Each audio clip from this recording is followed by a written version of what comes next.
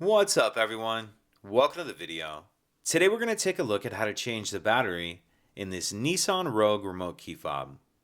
This Nissan Rogue key fob is going to use replacement battery CR2032, and I'll put a link in the description box of this video to where you can find these replacement batteries if you're in need.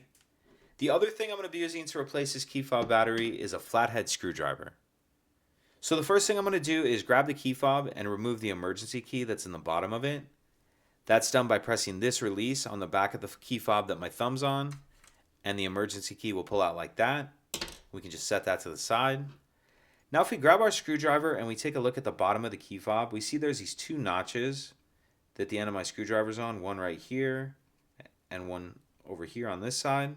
So you want to use a screwdriver that will fit in this notch. This one's almost too big, but it does work.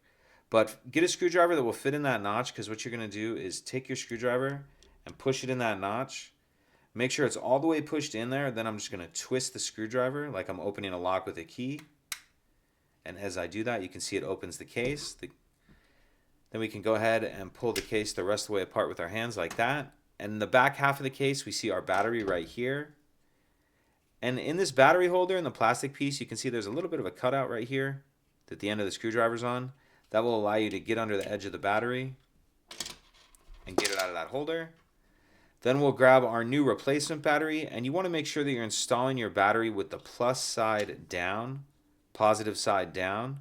And you kind of want to tuck this edge in first that's by this metal piece. So kind of tuck that edge in first, then snap it down into place like that.